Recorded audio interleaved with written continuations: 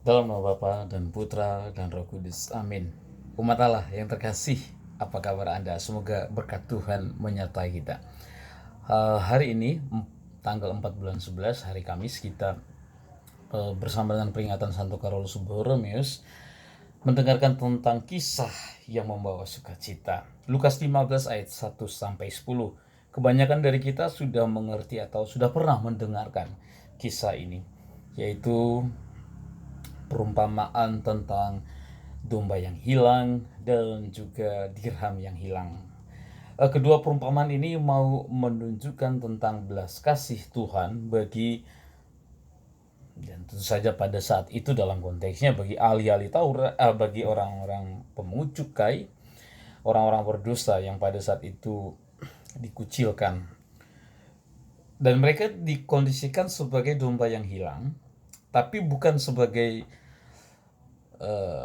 seorang yang berdosa belaka, tetapi domba yang hilang yang ditemukan ini ialah mereka yang berdosa lalu kemudian ingin bertobat. Patut digarisbawahi bahwa dimensi pertobatan juga sangat penting dalam hal ini.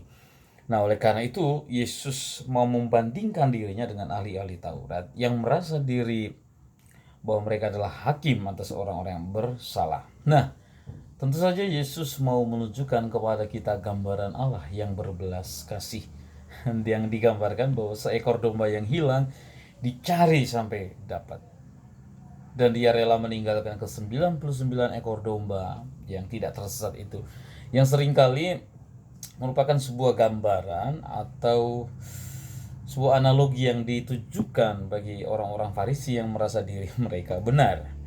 Dan disitulah lalu kemudian mereka mendapatkan kritik sesungguhnya yang berasal dari Tuhan.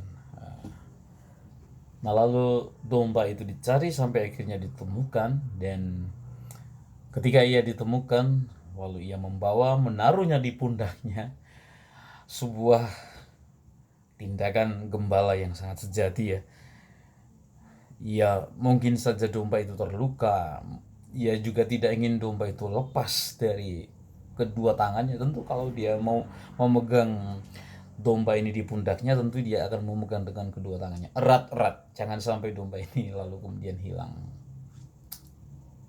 Luar biasa para saudara.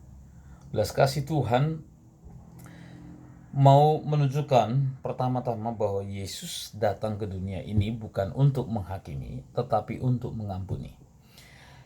Yesus ingin menggambarkan wajah Allah yang berbelas kasih, yang tak ingin seorang pun binasa, melainkan setiap orang ingin ia selamatkan.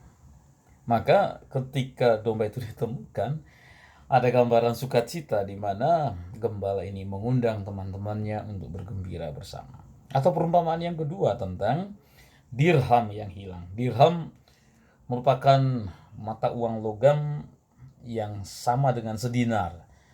Jadi sedinar itu merupakan upah yang pantas untuk sehari dan pantas untuk dicari kalau hilang. Nah,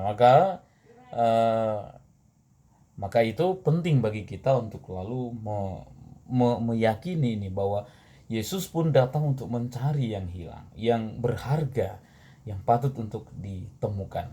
Inilah para saudara gambaran Allah yang berbelas kasih yang hendaknya selalu kita ingat. Tuhan Yesus kedatangan yang pertama itu ialah untuk mengampuni, bukan menghakimi. Nanti kedatangan yang kedua untuk menghakimi. Nah, ada saatnya lalu kemudian bagi kita untuk lalu seperti domba itu datang kepadanya, mohon pengampunan dan memulai hidup yang baru. Bukan lantas merasa diri menjadi orang benar yang tidak membutuhkan pertobatan. Lukas 15 ayat 1 sampai 10 nanti mencapai klimaksnya dalam Lukas 15 ayat 11 sampai 32 tentang gambaran Bapa yang berbelas kasih terhadap dua anaknya yang hilang, ya, si bungsu dan si sulung. Saudari-saudara terkasih, wajah Yesus yang berbelas kasih ini pernah bahkan menjadi tema ya tahun kerahiman bagi gereja. Semoga lalu kita menunjukkan kerahiman Tuhan itu bagi banyak orang. Tuhan Yesus memberkati Anda semua, Bapa, Putra, dan Roh Kudus. Amin.